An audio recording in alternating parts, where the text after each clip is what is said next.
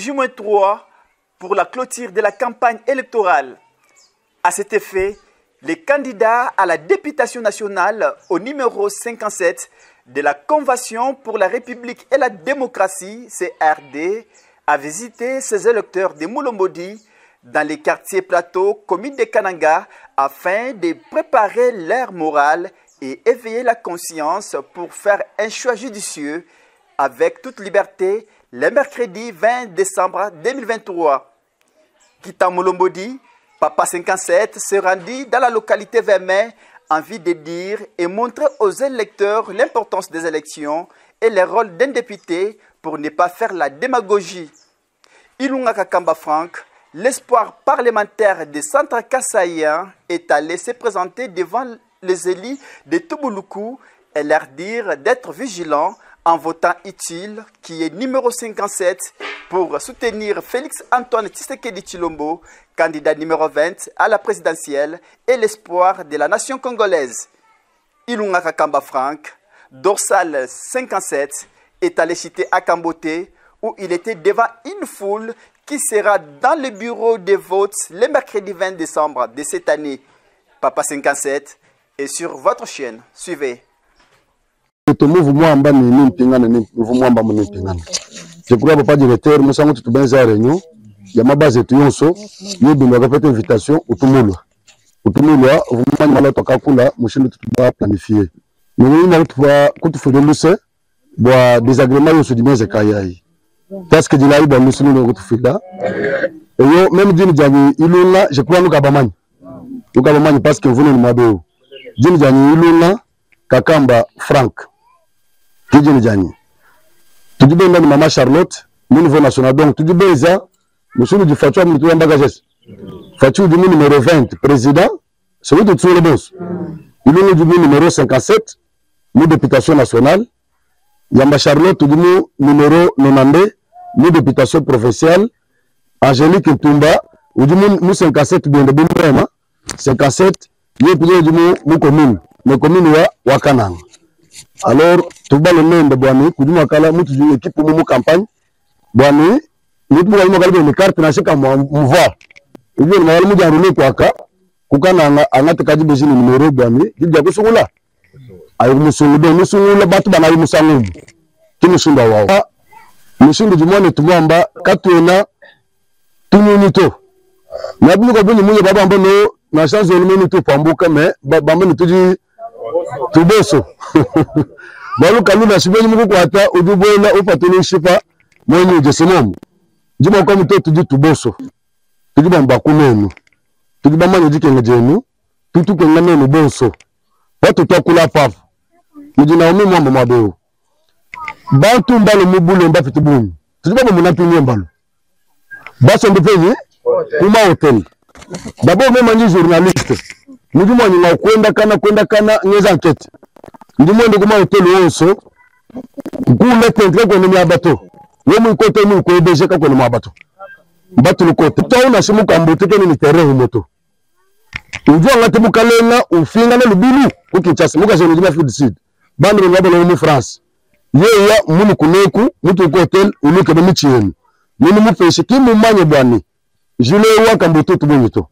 Kimu manye ni mai ya tu kwa nikatu muka mbotu mituze mwe kama kimu manya tu muta tunu ni mumu munene kimu ni manya tu sura ni mitu dinayo minga mishiki kalasi miji mu jifeni eske ye mu manya kimu manya tu ujua ngata ni bukalenga wa kufingana mbano no idi aba musuru jibambe di abidi abai batalaje polo bantu bakumana mitu bachibuka batalaje makuto bantu bakumana mitu bachibuka bakwanga tibukalenga bakufingana. C'est tout shalom munene mukana ngemu nizale yetu makenye tushilika yiku maika yiku tout le munene mukana ngemu kibwa chini musango to kwamba ni kumune malu soto kumune mukana ngumutende kutakwenda ndi mwende mu ma secteur ma territoire itokana nyekoso akase central ndi mwende ndi mumune jike ni mutini kujimbelenge mumune jike ngejibana bet kujimbelenge dokupete bukula bana betombe zenu ko Jibu kujibaya mwikunde mumui nabio swayai. Luta tulujibana betunalo njimu lumanya. Kibwa chito kwamba me Musa wewe tununya totu. Tanjukulu mahi. tu vas télécharger parce que nous disons télécharger tu dis nous disons tu dis sanction ou dis babikini sanction judiciaire ngaba udumburuji fadi muntu ne bachilumbu ukumufunda ou du juge c'est même juge nous sanctionner bwana kufuta di bajebaji aziki chilumbu chebe c'est même pinje ku di sanction muntu babikina ni politique babikini sanction populaire sanction wa peuple la sanction kai jibeka ji tu peuple wezele sanction wenda di nyoka ja peuple la jibeka ji peuple wezele di nyoka ji jibu jama sunula udiba telejesi andoro wa di nyoka ja ba juge ikalaba te kumitu bwana no di nyoka bi ne di tu bula mataji mitayetu c'est-à-dire nous disons nous kaba dirigeant balondo jabwabo jibaja jama sukulu fadima sukulu ka écouter bo baba nyoka badi balate makuta bayilubilu projet du milu munemu yambuwa nibiko bioso makuta mbana tabafana fanya lugu lutuko kutu kwa kote ya ika makuta kulunene libanga bawo ndimbo mense mutame mi de jubane est-ce que mbule mataji kimo munelu bo padiri bangapani mwingi le timu yelu jampa wo ya bende bantu bafobi mane bifuko bafa après ashi skula penye balikoze majilu jibe ja kun batu ba nyoka bidu bitanu penye jibe ja nene kuba nyoka jejeji ulimu telejesi misha lebata nomba ni ya kutu nyoka tika tu tongate bukane no wakaye katumo ne kato penye le masungula ni wa musunu jimulwa tibe to jimuni tu ba nyoka tu ni tonso ni la kayanda baba beruja pas bata tribanso no jafa jime la kayanda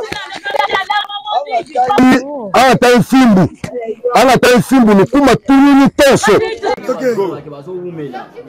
eloko aliboso ngai naza papa ya bana force du progrès te wana ya moto biso to se tika loba naza papa na bango na benga ki Peter Kazadi ndenge ba force du progrès bakata ki babandeko na ngai na ki kotala ba petit basiliki responsabilité nyonso o ndenge ba force du progrès bana nanga force du progrès naza papa na bino naza bino problème te so bo mone loko mo bosepe na ngote bolimbisanga papa na bino naza na bino très bien na jamais na soana bino rapport na zui ke bokate babando na ngai pano nanga na Saint Christophe Félix aza mwana na ngai toza papa na mwana toza na problème rakini moko ezate soko aza mwana na ngai bazwa bana ba force du progrès bozonga naza papa na bino eloko oyo nyonso ebimi awa na ndako oyo ndenge ba force du progrès batumbi na ko réparer yango bango ba réparer le côté. Merci beaucoup, je suis là. Et tu demandes aussi pardon à ton frère chef de l'État. Félix est mon fils, né de chef de l'État. Aza chef de l'État, aza mwana nanga toza famille moko biso na ye. Makamuna biso to na biso mibali moko. Et biso tout bana papa Tshisekedi. OK, et demander pardon aussi pour tout ce que tu as dit à propos de lui et tout ça, tu t'excuses. Parce que chef de l'État, un peu du respect pour lui. Naza candidat président de la République, j'ai de respect à Félix comme chef de l'État en fonction, il n'y a pas de problème. Mais il faut demander quand même pardon. Non, c'est moi là ça chef de l'État. C'est moi là que ça compte. Chef de l'État a mon eloko moko alibike a sepe nangote na senge pardon za mwana na ngai. OK.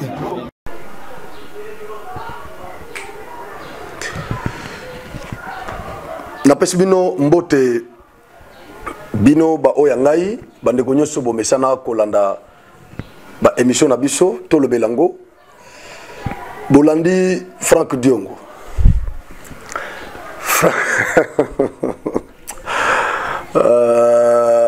Franck Diongo wa Franck ndo ina ngai ya simbisinga touche ndo ina ngai simbisinga pina touche na trempe ya Franck Diongo soki na politique na biso congolaise niveau ya ba Franck Diongo baza ko se rabaisser tina niveau oyo na ibite soki ezane lo musozo tikala na ibite soki toko ko espérer susu na nini na bataille politique ya boye Franck Diongo ibilié na niveau moko donc vie abandé opposition na epena contre Félix Tissu Kanango force du progrès basimbisi vie touche un leader président d'un parti politique basimbisi vie touche donc bitumba nyonso Franck Diongo abunda bundisa Kabila nyonso wana ba marche nyonso Franck Diongo sala les lois comme opposant ya Tshisekedi nyonso wana komi allié ya Katumbi. Entre Katumbi na Tshisekedi, Franck Diongo a choisi Katumbi. Donc Katumbi est plus intelligent que Diongo, que c'est Sanga, oh les gars, je ne peux même pas les citer, nani, oh Moussousso, nani, cette Kikouni, bon, je ne peux même pas les citer parce que lui-même ne pèse pas. Il ne pèse pas. Donc, aux yeux Franck Diongo, aux yeux Délice Sanga, aux yeux Matata Pogno, donc l'homme le plus intelligent, l'homme qui maîtrise bien la politique congolaise, il s'appelle Katumbi, Moïse Katumbi Tchapoué. Donc, pour Franck Diongo, c'est-à-dire Baché Félix, Baché Moïse, Franck Diongo Lelo, Akepa Katumbi. Si vous avez Franck Diongo a mis ici, donc Franck Diongo humilié par la force du progrès. Donc, Baché Pena téléphone, Bazo filmer Franck Diongo. Loba Boy Franck a lobby. Oh, Félix est président. Félix est président. C'est quoi, Bilo? Franck wa Diongo. Diongo wa Franck. Ce n'est pas possible. Ce n'est pas possible. Obi par moment. Tango ba ivoirien. Tango ba angolais. Tango ba ata ba Brazzaville bandeko na biso ngabo. Ata ba Rwandais kutoto menasaka. Et montant batalaka makambo lega na Congo. Congo ezalaka chaque jour so bolali bolamuki makambo koloba ba information asige yaka kaka botamaka. Siko biso pendenge toza pena botoko toko sécher ndenge nini. Un journaliste au Congo ne peut pas sécher. Il ne peut pas parce qu'au Congo, chaque jour, il y a des réalités politiques. Il y a des actualités chaque jour dans notre pays. Donc, la nouveauté est chaque jour. Bolali, Bolamuki, O, Nanga, Asali, Soki, Alliance Fleuve Congo, Soki Nini. C'est toujours comme ça en RDC. Donc, Moko, il y a un scénario. Il y a un scénario. Vous pouvez imaginer, nous croyons que campagne, élection va gagner Kango na discours. C'est comme ça que moi j'ai développé le discours. Naza candidat à place les cas. J'ai développé cet aspect-là de discours. Il faut convaincre les esprits des électeurs. Il faut convaincre les électeurs par le discours. Un homme d'État, Moutuloko Franck Diongo, akende yemoko pesa, abandako bukaka, abando buka ba pancarte, ya Félix, na ba député au baza. Bache Fiji, ya chef de l'État, Franck Diongo Moutou ya ensemble ya Katumbi, abanda ko buka ka ba pancarte wana. Mais ça fait mal. Il faut ta exactement batumusu mais que yo moko pena bo dasugi kaka, o telemi bando buka ba pancarte wana. Donc eloko Franck Diongo pena vidéo bo uti ko mona o bo mona débit to bandi nango pona nini. Parce qu'il faut ala ki total ngo biso ndioso. Après na banda commenter. Et donc vidéo wana pesa o bo moni. Franck Diongo selon ye alobi ke bazobuka ba pancarte na ye bazobuka bukango ya kanisi ke batu ya IDPS ne bazosalango mais azana preuve te sikoyo ba force ya progrès ba constater que ba pancarte ya Félix na ba candidat ya union sacrée e bandi pe ko bukama babino biso ko lala telo kwa batu ya Franck Diongo bango bakena balabala bakomutanisa na butu bazolanda siko mouvement batala boye Franck Diongo yemoko ndenge bozomona na bilili Franck Diongo muto bozomona peno bimi wana mwa video mokuse wana muto bozomona bimi na chemise moko pembe na chapeau oyo azobuka pancarte wana eza Franck Diongo yemoko c'est lui siko bakangi na force du progrès ba betiye so botana misape Franck Diongo makile zali pour bakangiye ba humilier ba séquestrer Franck Diongo ba bando salise ba déclaration loba boye Franck alobi senga pardon Franck a sengi pardon Franck wa Diongo wa Franck attends non mais c'est vraiment c'est déplorable qu'Ozana Batuloko ba Franck Diongo na politique ya na politique ya Congo qu'Ozana Batuloko la bango eza pasi papa ndi o paza combattant IDPS papa ndi allô oui nazan direct na Genor TV nazan direct na Genor TV et olobi nini pona makambo Franck Diongo makambo nini bosali Franck Diongo oko expliquer ba ba téléspectateur ya Genor TV. Frank Diongo. Soki oui papa Frank, soko moni Frank Diongo asengi pardon, eza pardon moko teke basali se il est conscient erreur oye moko asali. Ouais. Frank Diongo asali erreur moko grave. Ouais. Ba militant na ye basali ko bebisa ba photo ya chef de l'état na présence na ye. Ouais. Et lui-même était là sans réaction. Mais ba combattant ba di progrès ba moni en tout cas ba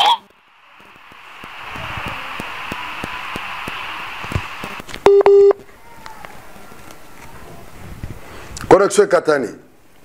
Yazaki est sur place. Ouais, allez-y. Oui, allez-y.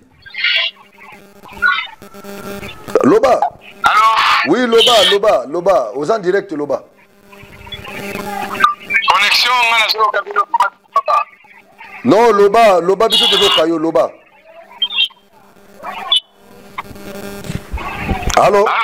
Loba, tozo kayo, Loba, allez-y. Ouais, tango akimi akeko kota na église à Misoni. Bon, oyebi déjà que ba combattant soki déjà osimbi déjà fati en tout cas patience ça la galisuste. Ouais. Balandi ki église, ba sakaje kuto église ya batu biloko monsieur bebi kuna. C'est ainsi que ba policier ba yeko ça l'intervention pour le protéger et il a été protégé par la police. Ne ba policier ba évacuer ba kina ye quand même. Na kati église nde sika zo sengela ba pardon wana ba conseil en tout cas senga pardon parce que boye tu risques que balanda oti na ndako ko moni s'excuser wana ndi ba police ba yeko bimise Siko pardon ya sengi wana pardon wana eza sincère ou bien zaka kobanga da pardon ya kobanga eza pardon ya kobanga parce que moni ki déjà solo en tout cas santaki solo aliwa. Ça va, merci beaucoup. Bande de Genor, merci. En tout cas, merci beaucoup. Ok. Merci. D'accord, ok. Frank wa Diongo, Diongo wa Frank. Obi ke obimi pena vrai tintin. Hein? Obimi pena vrai tintin ya blagité. Obimi vrai tintin ya blagité vient ngai.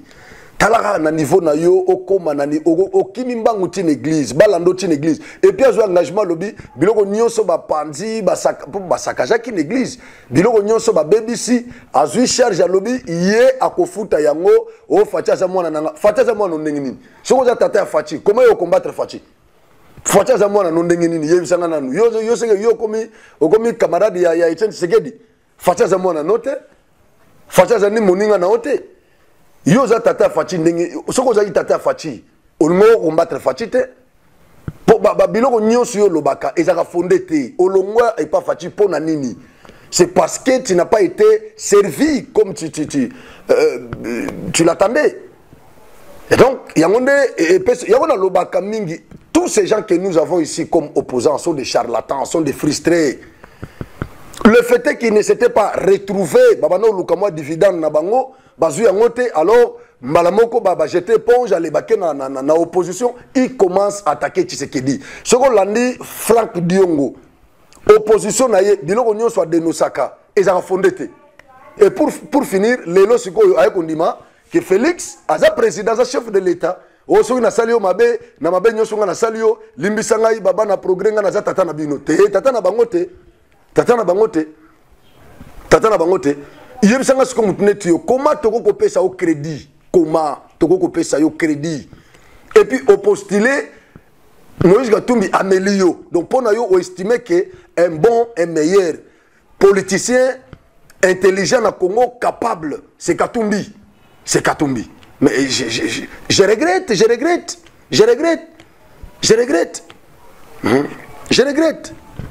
alors ba massa nanga progrès ba pese leçon. Le Rwanda s'impliquera pour obtenir l'engagement du M23 à cesser ses opérations offensives, rapportent les USA. Les Américains ont commis la médiation entre RDC et Rwanda parce que se rendre compte que EAC a échoué lamentablement. Donc, ba médiateur nyonso ezala Jean Lorenzo oyo azaki désigné na Union africaine et simbité bango nyonso médiation na bango et simbité. C'est comme ça que Amérique yemoko azui makambo na maboko. Alors a négocié na Félix, a négocié na Kagame. Ba condition quand na yebisaki na émission mususu Félix pour naye il faut M23 à se retirer na Congo.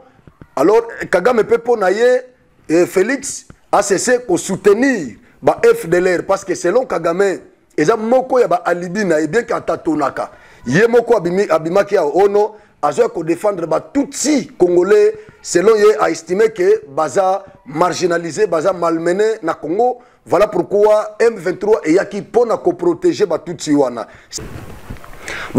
baza malmené te na Congo. Ils sont en paix au Congo. Alors, tant que Kouné Simbite, parce que tout le monde a fait quelques Tutsi congolais, basala qui ba déclaration pour rejeter à Libye Yakagame wana. Alors, à Monique no wane Simbite, à Kimi côté Moussou Sote, Tozo ya na Congo, parce que Congo est na territoire, ya Rwanda Mogo Oyo, ba annexa na Congo, alors Tozo Bundande pour récupérer yango. Ba professeur Ndayuel, beaucoup de gens, ba historien, ba bimana histoire, ba raconta histoire ya Congo na Rwanda pour finir Kagame se rendre compte que une partie ya Rwanda ya Congo n'est kenda na Rwanda selon entente ya Allemagne na Belgique à l'époque. Ake kuna esimbite ote sikoyo adindami siko na oya suka Libye ya suka ezanini gouvernement congolais aza ko soutenir FDLR. Mais écoutez, FDLR ce sont pas des Congolais.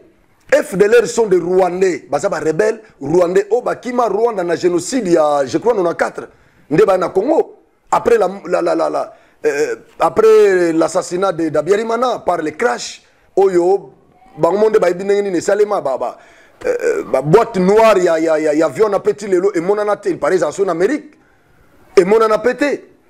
Alors bandeko wana bazaba Rwandais o bauta Rwanda na génocide wana ndeba yana ko après génocide ndeba yana Congo parce qu'ils étaient aussi menacés là-bas. Sikoyo Christophe Lutundula combien de fois a senga na Conseil de sécurité des Nations Unies bazongi saba bandeko wana bazonga FDLR azonga na Rwanda parce que ce ne sont pas des Congolais, ce sont des Rwandais. Et pourquoi le Conseil de sécurité des Nations Unies qui avait demandé à Mobutu de recevoir ces gens-là et leurs armes même, pourquoi ce Conseil de sécurité des Nations Unies ne veut pas faire pression à Kagame pour qu'il récupère ces rebelles qui sont en RDC? Pourquoi ce même conseil-là qui avait demandé à Mobutu de recevoir ces gens ne peut pas faire pression ou demander aussi à Kagame de récupérer ces hommes? Parce que ce sont des Rwandais, ce ne sont pas des Congolais. Le Conseil de sécurité fait sourd d'oreille. L'ONU également. Mais entre-temps, ils accusent la RDC d'être derrière ce mouvement-là rebelle du FDLR. Je ne comprends pas. Je ne comprends pas ce qui se passe.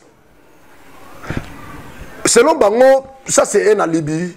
C'est Félix qui est derrière, ou c'est le gouvernement congolais qui soutient le FDLR.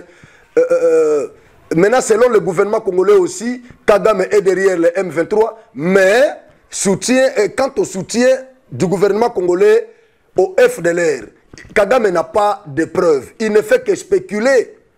Tandis que, concernant le soutien du Rwanda au M23, mais c'est prouvé, il y a des preuves.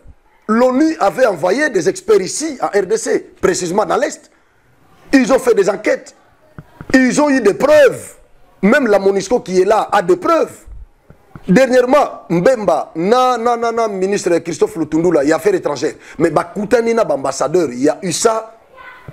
Il y a Union européenne, l'Amérique, Bakoutana Bango, Naba photo, Naba vidéo. Oh, ba drone, il y a MONUSCO et Zoaki, ba militaire rwandais, bazako kota na Congo.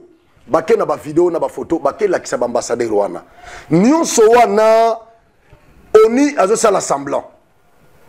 Mais bazon dima alibi ya Rwanda, ya que gouvernement congolais aza ko soutenir ba FDLR. Ce qui n'est pas vrai. Kagame atikala ko brandir ata preuve mon côté. Ata mon côté. Kagame lobby, il n'est pas derrière le M23. Mais pourquoi Sikoyo a eu engagement? Pourquoi Kagame a eu engagement? Il y a qu'à s'impliquer pour obtenir l'engagement du M23 à cesser ses opérations offensives. Pourquoi? soki Kagame ndaza ki na sima na bango te. Et nani tozuna nos forces ya EAC, la force multilatérale qui était ici. Tozu EAC mobima ba chef d'état, gouvernement nyonso ya ba pays ya EAC. Bango wana bakoki M23 te. Bakoki M23 ayokeli bango te. Cette structure là oyo Rwanda zo la partie. Bakoki M23 te. Mais Kagame ye moko kaka Rwanda yende mutu akosenga na M23 pour ba cesser ba opération na bango offensive. Pour ba se retirer sur le sol congolais. Ozomona siko tokoloba nini ke bato yo baza mayele to baza mayele te. Comment bino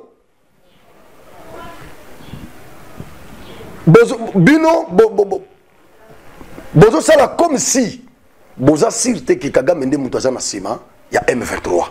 Bozo sala semblant comme si vous n'êtes pas sûr, bozo tâtonnez, vous n'avez pas de preuves que Kagame nde aza na sima ya M23. Parce que s'il est prouvé que c'est Kagame qui est derrière le M23, normalement il y aura des sanctions qui vont tomber sur Kagame, sur le Rwanda également. Sikoyo Kagame qui vous dit que je prends l'engagement, Yako négocier na M23 pour que ba cesser ba opération na bango offensive. Balongwa na territoire congolais a précisé la date le 1er janvier. A précisé la date, il y a retrait ya ba soda na ye na M23. Ça prouve à suffisance que c'est Kagame qui agresse le Congo. Mais pourquoi le Conseil de sécurité des Nations Unies ne peut pas sanctionner? Parce que c'est ça même la preuve tangible, irréfutable. Le fait est d'accepter de demander au M23 de se retirer sur le territoire congolais. Mais c'est ça, c'est une preuve déjà. Mais nonobstant tout ça, le Conseil de sécurité des Nations Unies fait sourde oreille. Il ne procède pas par des sanctions contre le Rwanda. Non. Non. Ils ne font que demander au gouvernement congolais de cesser de soutenir les rebelles FDLR, tout ça. Ce qui n'est pas vrai. Kagame n'a pas brandi le preuve. Il n'y en a pas. Et donc, biloko on a nion sozo le Cana Est, tozo lobalobango boye pona ko éveiller conscience à ba Congolais. Il y a un complot au niveau international contre les Congo. Bazo changer ma stratégie. Biso zolanda bango de pas à pas. Baza ko changer ma stratégie. Bamoni ke o esimbité bakebo, bamoni ko esimbité bakebo. Tout ce qu'ils veulent c'est quoi? C'est de balkaniser notre pays. C'est de fragiliser le Congo.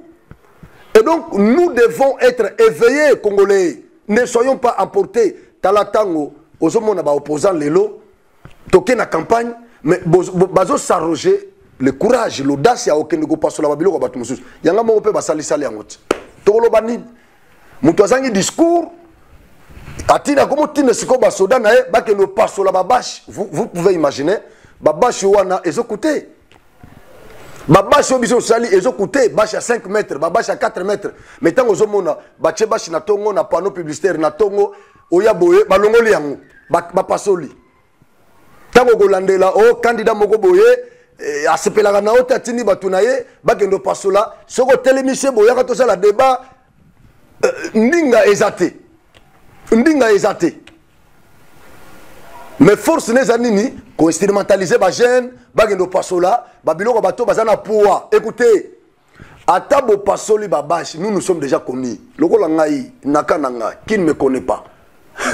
Atabo pasoli babashi na ba radio partout nazo ba batu tina parler batu bazo ko luka ngai bango moko bazo ko luka ngai ba soutenir ngai. Na ba téléphone batu bazo ya bango moko. Et moi, je sais pas, on peut l'autre, mais aux hommes, on doit tamboli, ma collègue, moi, il y a un lukayo, pesanga ba photo na yo, na gesa lo campagne, na ozala témoin na yo. Yé moko, on peut s'embongoter. Abina sepelaka na yo parce que makambo lobaka et fongola biso. Et donc ceux qui congolais alingio kaka. Ne forcez pas les choses. Atabokati, bosali tout ce que vous faites là, ça fera quoi? Rien du tout. Donc bato baza censé ko sangisa ba congolais. To bundisa munguna, to sa la force, to fédérer énergie, force na biso pour que ba occidentaux balonga biso te. Ba to nande bazo kota na buzoba ya ko pasola ba bash ya ba candidat mususu un leader local la Frank Diongo et puis azoloba il a l'audace ya ko loba kenaza candidat au même titre que Tshisekedi. Non, non, tu n'es qu'un civique. Tu n'es qu'un simple civique, monsieur. Tu n'es pas au prorata de Tshisekedi. Non, tu n'es qu'un simple. Vous pouvez, est-ce que Tshisekedi n'est pas en même temps vous avez une opposition? Non, il ne peut pas. C'est un gars bien éduqué, instruit. Il ne peut pas. Voilà. Merci beaucoup. Merci.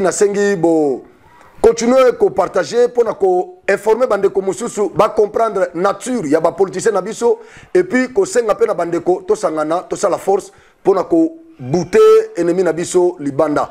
Merci beaucoup. Tukutani mbalasima.